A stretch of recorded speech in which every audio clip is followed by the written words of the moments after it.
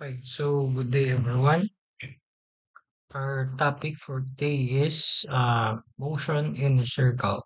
Okay, so motion in a circle. This is a continuation of the I think that's 3.2. Tama ba? 3.2 ata yun. Yung um, we have your parallel and your perpendicular acceleration. Okay, so this is a continuation of that lesson. Okay, so motion in a circle. When a particle moves in a circle with constant speed, the motion is called uniform circular motion. Okay? Uniform circular motion. Okay, so let's have a visual, let's have visuals for this statement. Okay, so let's use the car, okay, yung car natin from the 3.2 para sa ating para sa ating representation ng uniform circular motion. Okay? So let's say this car was represent niya itong tatlong to. Okay? We have one, yung pinakauna class, yan yung I think that's speeding up. Tapos yung pangalawa, we have your slowing down. And then pangatlo, we have your uniform circular motion. Okay, so watch the motion of our cars, yung three cars natin dyan. Okay, so let's see. Okay, so ulitin natin. We have yung una class. Take a look at the first one. And take a look at our second one. Then take a look at our third one. Okay? So, yung first one natin, guys, yan yung speeding up. Okay? Kaya ganyan yung direction ng ating acceleration. Still, the acceleration if is moving towards the concavity of our curve. Okay? Pupunta pa rin siya dun sa loob, kumbaga, ng curve natin, yung ating A. Pero yung direction niya kasi is nasa going towards the positive y, kumbaga kung gagamitin natin yung x and y plane natin, ang y natin dyan magiging v, yun yung v, tapos yung x natin yun yung sa may part ng perpendicular acceleration. Okay? So, nasa positive siya. Ngayon naman, kapag pupunta na tayo dun sa pangalawa class, slowing down siya kanina, as you can see here, very mabagal yung ating technically hindi yan yung illustration sana, pero ganyan na lang yung ginawa ko. Slow, very slow when in compared with the two cars, yung middle one. Okay? The first one is very fast and the third one is just average speed. Okay? Average lang yung kanyang speed compared sa dalawa. Okay? So, kapag pupunta na tayo dun sa pangalawa, the middle one, yung parallel acceleration niya going downwards, and yung perpendicular, still perpendicular, pero yung A natin kasi class, yung A natin is going to the negative, okay? Negative Y, kumbaga. Kasi nga, nag-i-slow down yung ating nag-i-slow down yung ating car. So, ibig sabihin yung acceleration niyan dyan is negative, okay?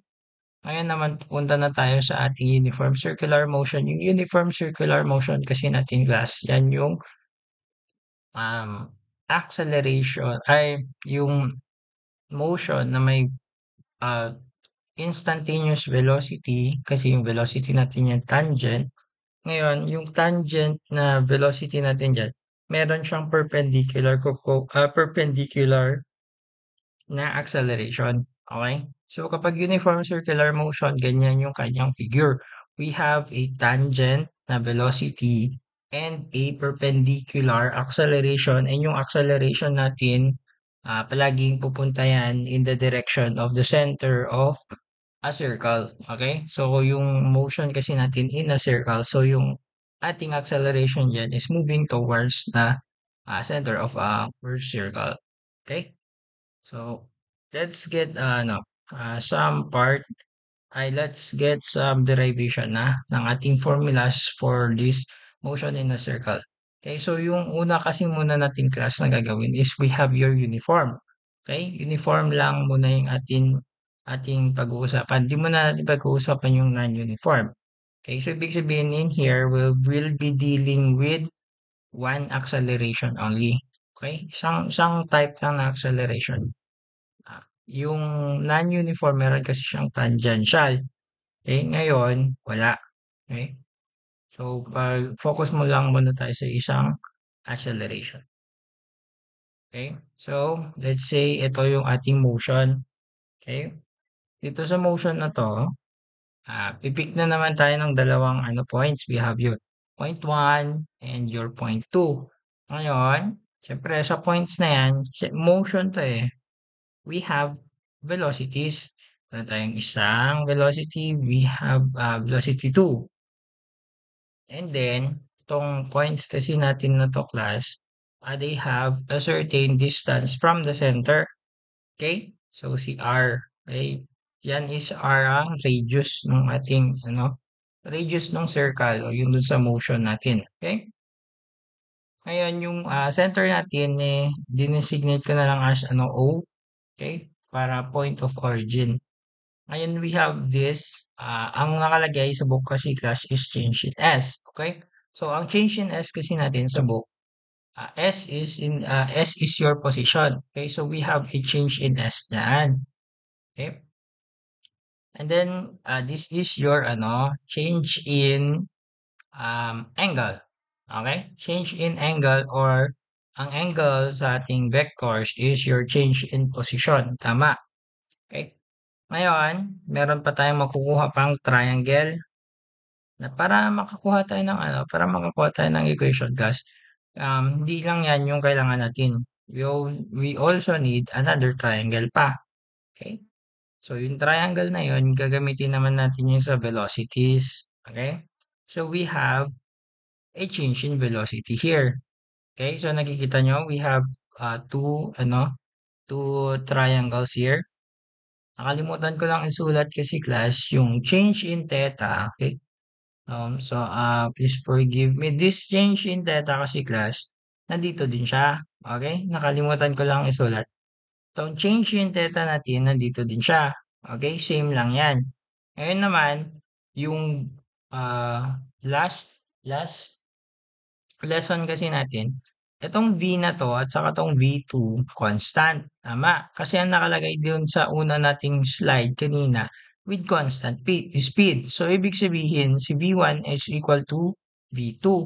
Okay? Tapos, nagkakaroon tayo ng change lang in direction. Hindi tayo nagkakaroon ng change in magnitude. So, itong theta class, itong change in, actually that's phi, sorry. Change in phi is equal din dito. So, we have two similar triangles. Ngayon, kapag meron tayong two similar triangles, ang ginagawa na lang natin, side over side is equal to side over side. That is ratio and ratio. Okay? So, yung ratios ng ating ratios ng triangles natin, ng sides ng triangles. Okay? So, we have this. Okay? So, etong side na to, si delta S or si position natin over by si R. Tapos pupunta tayo sa kabila class. We have your magnitude kasi vector to. Ito kasi is scalar. Okay, scalar si S and si R. Ngayon naman, vector, since vector to, kukunin na lang natin yung magnitude.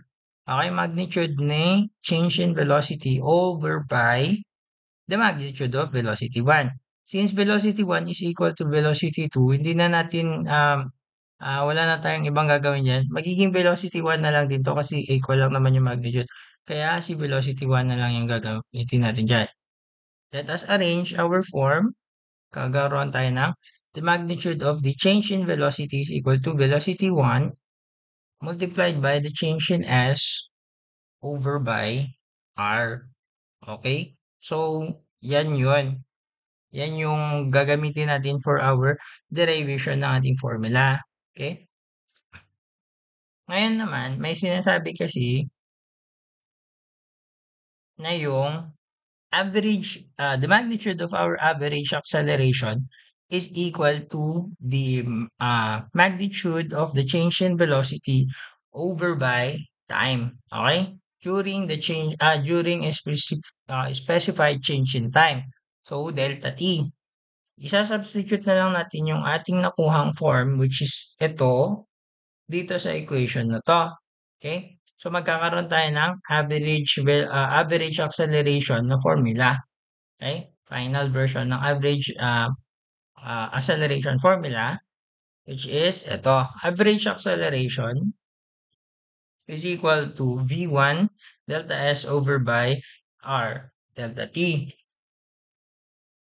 Pero since ano kasi class, we have average na ngayon and yung ating velocities kasi here are in instantaneous. What if kunin na rin natin yung instantaneous acceleration ng ating particle? Okay? So, ang sinasabi kasi doon, muna natin, tanggalin muna natin yung mind. Kapag kinukuha kasi natin yung instantaneous class, di ba magkakaroon na naman tayo ng limit. Okay?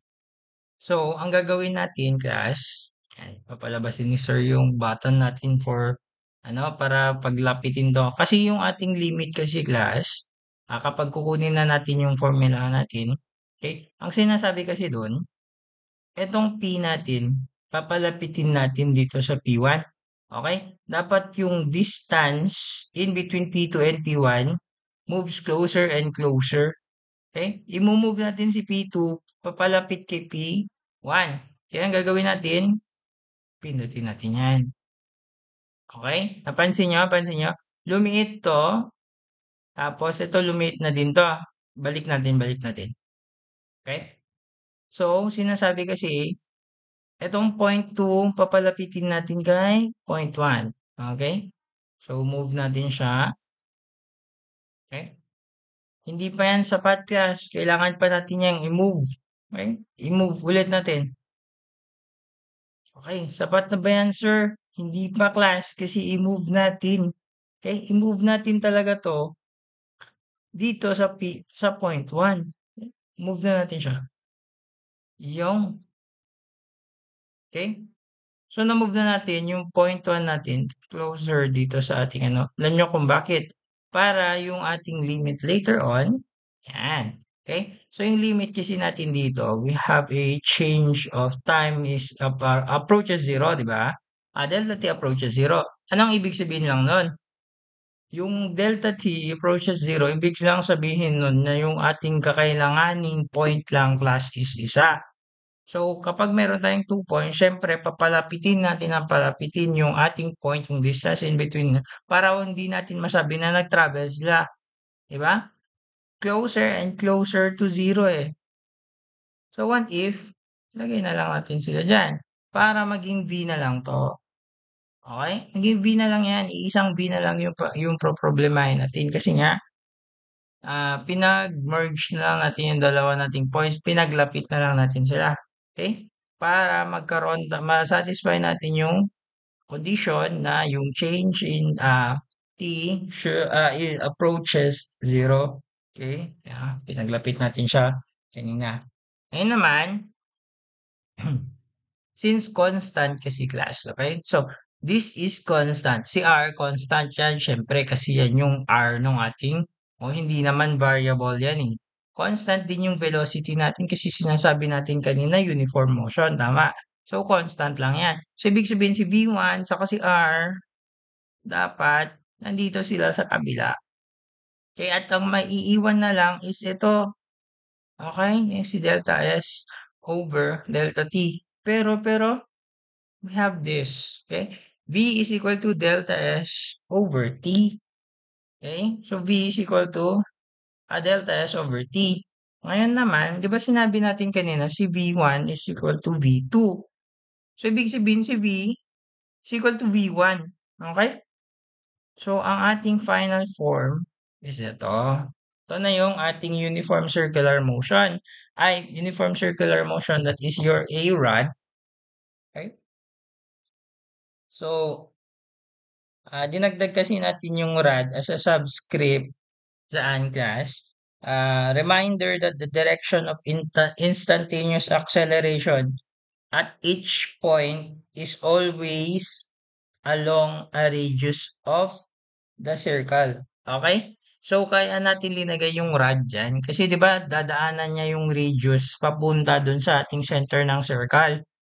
Okay? Kaya nilagay na natin, yan yung final form natin. Di ba, sinabi ko kanina, itong buong to, papalitan na natin ng V.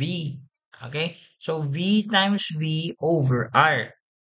And then, lagyan natin ng subscript kasi dadaan siya sa radius papunta ng center ng circle. Okay? So, A rad. Okay? So, A rad is equal to V squared over R. Ngayon naman, sinabi ko kanina, di ba, pupunta siya dun sa ating center. So, ibig sabihin, class, itong ating A rad here is simply your centripetal acceleration. Okay? Bakit siya centripetal? Bakit centripetal yung tawag, sir? Meron kasi tayong that word is derived from two Greek words meaning seeking the center. Okay? Itong A-rad natin, palagi niyang hinahanap yung center. Palagi yang papunta ng papunta dun sa ating center. Okay? Kaya nakalagay dyan, kaya ang pangalan ay centripetal. Okay? Ngayon naman, what if,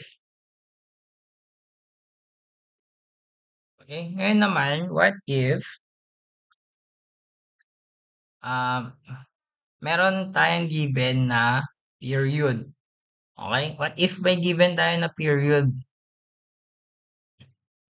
Ang gagawin natin last is to. Okay. So, what if may given tayo na period? Itong pag-ikot ng pag-ikot ng pag-ikot na to, yung one period is equal to the, yung time of travel ng ating object around the circumference of the circle. Okay? So, kunin natin to. Meron pa tayong pwede pang ma-derive na formula gamit yan. Okay? Yung period, actually, yung change in S natin dito or change in position, syempre, one period, one revolution. Ano ba yung ano ba yung iniikutan nung bola natin dyan? Yan yung 2 pi r, yung circumference ng ating circle. Okay, pasensya na kayo, huwag ka mahilo sana dyan. Okay, ngayon naman yung time natin, sasabihin na lang natin siyang t, as in period na lang yan. Okay? So, ang magiging natin, v natin is equal to 2 pi r over t. Siyempre, isa-substitute natin yan dun sa A-rad natin para makakuha tayo ng isa pang formula natin for A-rad involving period. Okay? So, yan. Ang A-rad natin, class, is 4 pi squared r over t squared. Okay? So, hindi na de-derive ni Sir yan na sinubstitute lang natin yan dun sa v squared over r. Okay? Ngayon, since meron na tayong mga formulas, okay? What if gamitin na natin sila in an example at para matanggal na rin natin yung umiikot dyan na, na animation. Okay? So, yun. May magpapagitang banan tayo dun, no? May example daw tayo. Okay? Click na nga natin. Yan. Okay? So, passengers on a carnival ride move at a constant speed in vertical circle of radius 5.0 meters, making a complete circle in 4.0 seconds. What is their acceleration? Uy, grabe. Ang dali-dali naman na ito. Okay? Tignan nga natin ano yun. Yung, di ba? Passengers on a carnival ride at a constant speed in vertical circle of radius 5.0 meters. Okay? Ang bilis niya, no? Tama ba? Making a complete circle in 4.0 seconds. Sige na natin. Okay, so 1, 2, 3, 4. Medyo close. Okay? So, kunin natin yan. Tignan natin yung natin yan. Ito yung ating ito yung carnival ride natin. Okay? Sabi, move at a constant speed. Ay, vertical circle of radius. Yun, 5.0 meters. Tapos, constant speed daw, making a complete circle. Yung circle na yan in 4.0 seconds. Okay, so what is their acceleration? Buti na lang talaga dinerive natin yung kanina, di ba? May period na to, oh. Okay? So, ito yung formula natin. Okay, so A rad is equal to 4 pi squared R over T squared. And substitute the values. 4 pi squared times 5.0 over 4 squared. Ang sagot, 12 meters per second. Okay, so yun yung ating motion in a circle na lesson. Okay, so thank you for watching and listening, guys. Um, update ko na lang kayo kung may next lesson pa tayo. Okay?